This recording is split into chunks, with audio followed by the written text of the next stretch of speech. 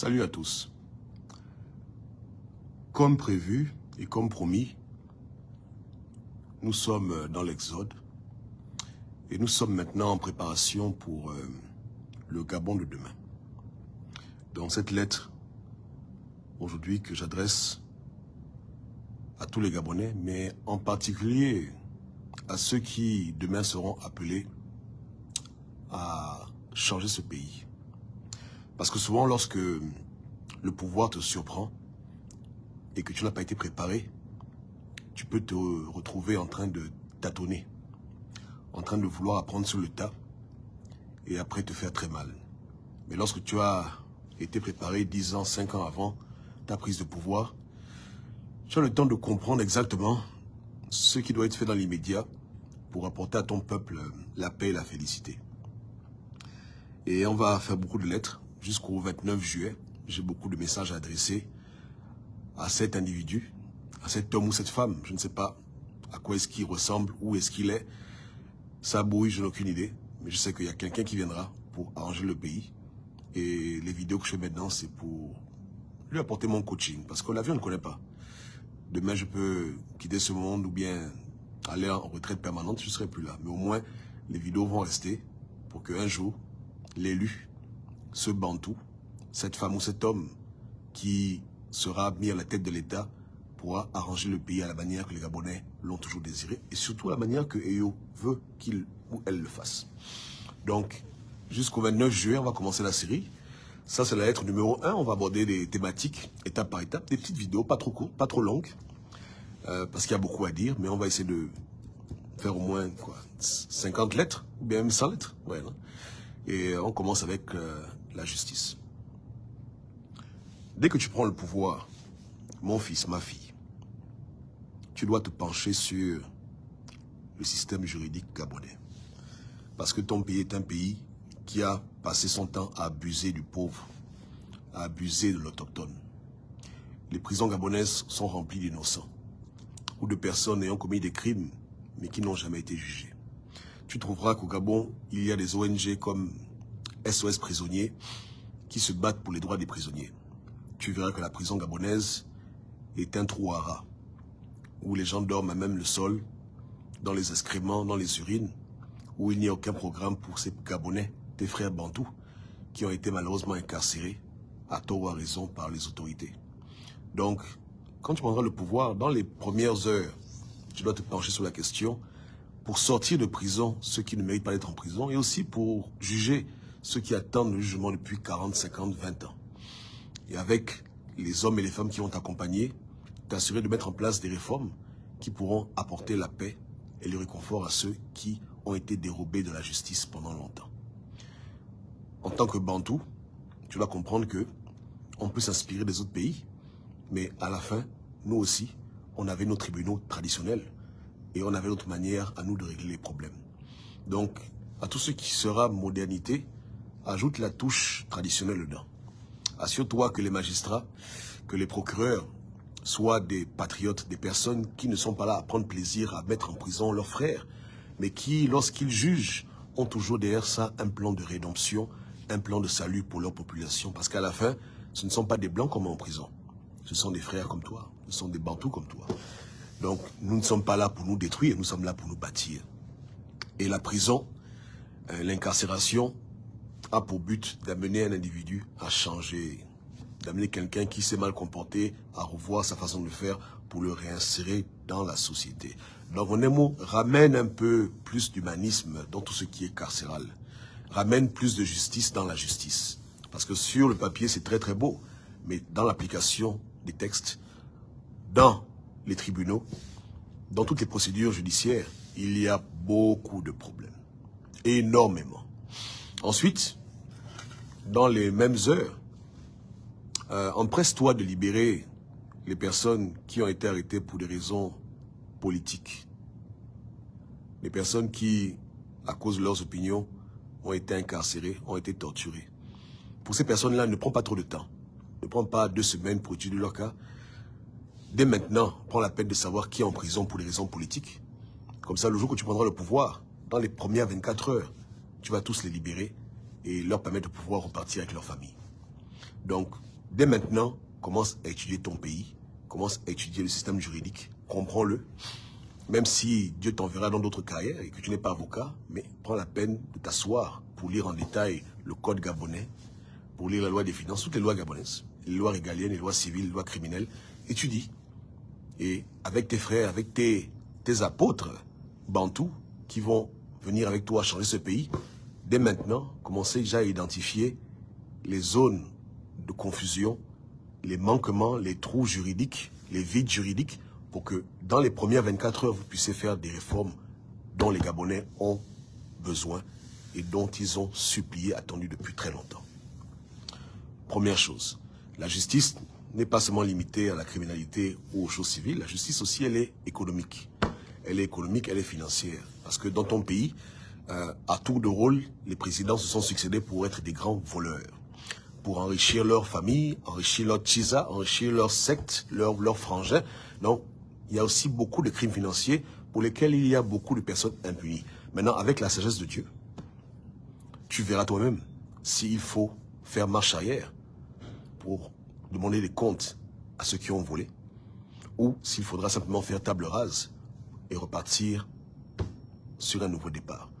En fonction des conditions, Dieu va te parler, Dieu va te guider, tu sauras quoi faire. Et tu auras tes frères à tes côtés, vous pourrez tous réfléchir ensemble, et aussi les ancêtres, les vrais sages du Gabon, qui seront là pour te guider, comment tu vas t'y prendre pour ramener tous les milliards que les anciens avant toi ont balancés au Panama, ont balancé en Suisse, ont balancé partout.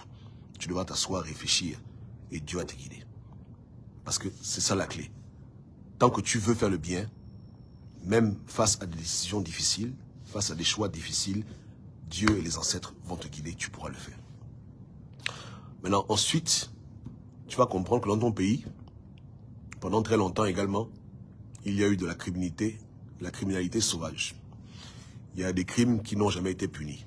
Au-delà de l'argent et des finances, tu as des crimes de sang, où beaucoup de tes frères, beaucoup de tes cousins, neveux, nièces, oncles, tontons, compatriotes gabonais ont été égorgés sur les hôtels érigés par des imbéciles qui n'ont jamais voulu travailler. Des gens qui ont accepté dans leur vie la facilité et qui ont pensé qu'ils pouvaient devenir riches en tuant autrui. Donc, tu vas apprendre que pour tout ce qui est crime rituel, on a souvent attrapé quelques exécutants, mais on n'a jamais attrapé les commanditaires. Tu verras que depuis que ton pays a été créé, depuis les années 60, etc., jusqu'à l'heure où tu prendras le pouvoir, Dieu seul sait quand, tu te rendras compte que toutes les personnes qui sont citées dans les crimes rituels sont toujours exemptées. C'est les pauvres exécutants qu'on met en prison. Mais le ministre, le sénateur qui fait le désordre, tu te rends compte que lui n'a jamais de problème. Et tu vas aussi comprendre, mon fils, ma fille, que ceux qui sont derrière les crimes rituels sont principalement dans la politique. Parce que, comme c'est des petits paresseux, ils ne veulent pas ouvrir leur commerce, ils ne veulent pas faire le business, ils veulent seulement l'argent facile. Ils veulent se servir dans les caisses de l'État avec un système en place qui leur demande du sang pour pouvoir être nommés. Donc tu devras également rendre justice à toutes ces victimes, à toutes ces familles qui ont perdu leur enfant unique, qui ont perdu leur mère, leurs parents, leurs grands-pères, qui ont eu la gorge tranchée. Voilà. Tu devras rendre justice à toutes ces personnes et pour ça encore Dieu va te guider. Et tu devras également modifier la loi gabonaise, modifier le code civil, le code criminel, pour décourager les récalcitrants à continuer dans leur connerie de crimes rituels. Il faudra que tu le fasses. Ce ne sera pas facile, parce que ces gens-là seront nombreux quand tu vas prendre le pouvoir. Ils seront tapis dans l'ombre, d'autres seront peut-être un peu vieux, d'autres seront un peu jeunes. Ils auront encore le sang frais dans les mains des enfants qu'ils ont égorgés. Mais, sois courageux, sois courageuse, sois fortifié, fais la justice. Et si tu estimes que ces gens doivent être arrêtés, incarcérés, n'hésite vraiment pas à le faire. Dieu et Yo va te fortifier. Pour que dans ton territoire, plus jamais encore, un enfant bantou se retrouve à être inquiété par des imbéciles qui ne veulent pas dans leur vie travailler, par des paresseux qui ont choisi le chemin du diable, de la facilité pour parvenir. Tu devras mettre la justice et l'ordre pour protéger ton peuple. Parce qu'avant toute chose, tu n'es pas le président ou la présidente des murs. Tu es présidente d'un peuple. Dieu te met en charge d'une nation. Tu deviens le père ou la mère de la nation. Et un père et une mère protègent l'enfant. Protègent leurs enfants. Petits-enfants, tu protèges le village, comme à l'époque de tes ancêtres. Tu as compris. Voilà. Maintenant, au niveau de la justice internationale, tu pourras taper toi-même, hein, 20 juillet 2024, et tu verras que le 17 juin, dans la semaine du 17 au 20 juillet 2024, il y a eu des frères camerounais, un frère camerounais du moins, qui a été déporté. Tu verras que dans l'histoire du Gabon, on a vraiment eu une politique d'immigration très compliquée, très controversée. Le Gabon, c'est ton pays.